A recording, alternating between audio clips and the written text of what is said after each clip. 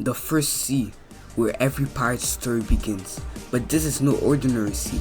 It's filled with danger, opportunity, and power waiting to be claimed.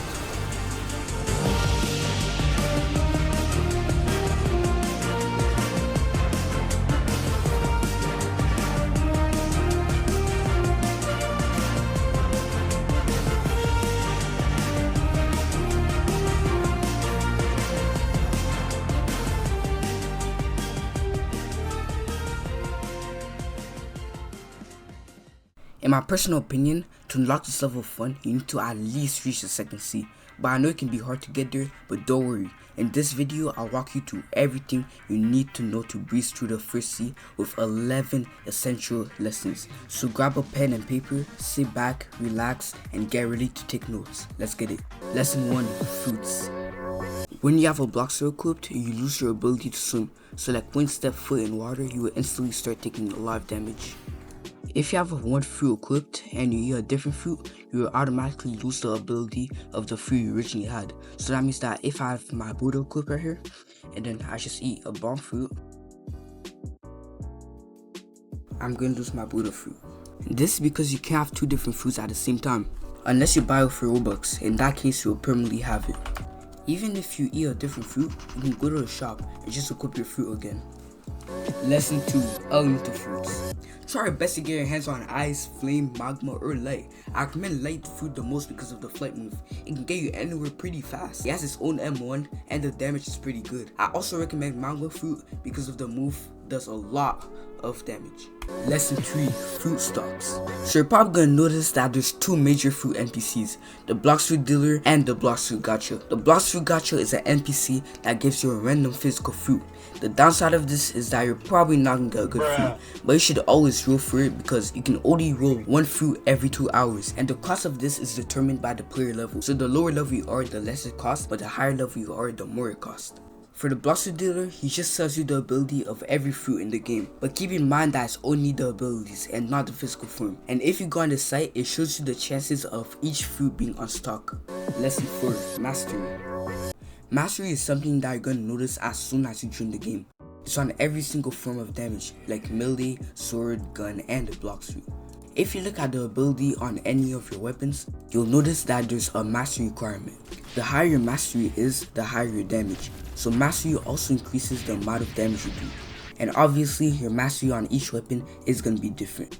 For example, if I have 60 mastery on this sword and I have 20 mastery on the other sword, the damage is not going to be the same. The mastery that I get on something stays permanently, even if you switch fruits. For example, I have my Buddha right here, mastery 268, but I decided I want to switch it.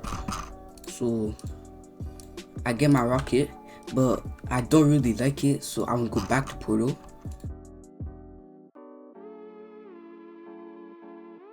My mastery is still gonna be the same.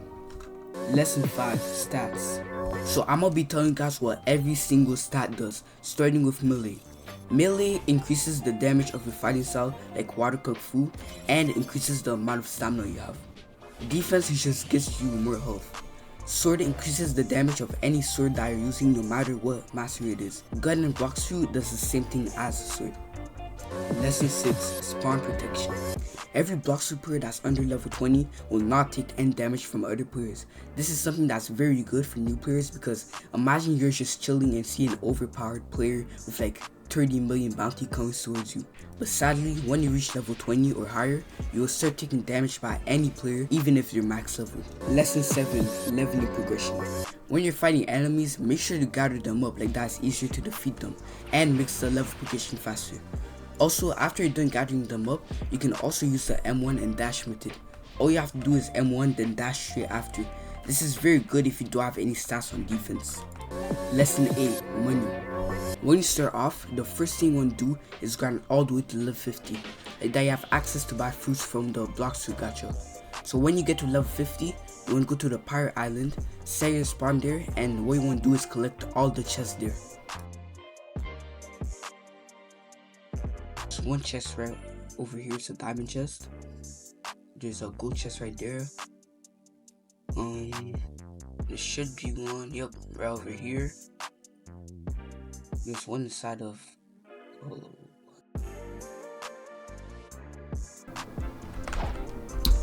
there's one right here, and I think there's the last one.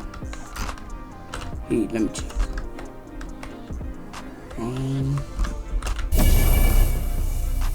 Is there? Okay, never mind, this one. So collect these chests, and then after that click on this thing on the top right of your screen, and just scroll down, click on random server. Come on now. And then when you join, just do the same exact thing. Collect these chests, and yeah. Lesson 9, items. I'm sure that you want good accessories, weapons, fighting style, etc. But you're probably wondering, which one should I get? So I'm gonna show you the best item you can and should get for the first seed. If you ask any pro grinder what is the best sword for the first seed, 90% of them will say saber, and of course there's a reason for that. First of all, there are not a lot of swords in first seed, but there is enough for the saber to be the best sword out of them all. Why is it, you ask? The reason why saber is the best sword for the first seed is because of the high damage you can deal. But keep in mind, even though the Saber V1 is good, I'm talking about the Saber V2, which is way more better than Saber V1. The way you can get Saber V1 is by completing the Shanks puzzle, and after you get the V1, you will need 1 million bounty or honor depending what team you choose, and you need to kill a player with a similar bounty. So in conclusion, Saber is a must-have if you want to have the most optimal grinding experience. Abilities. So you probably know about the Enhancement Haki, Observation Haki, Flash Step, and Air Jump. These are the 4 abilities that you'll use throughout your whole Blox2 gameplay. Getting them is a must since you can get them early in the first seed for a cheap amount. To get Enhancement Haki, Flash Step, and Air Jump, you must go to the ability teacher located in the Snow Island cave. But there's an ability that he does not sell, which is the Observation Haki.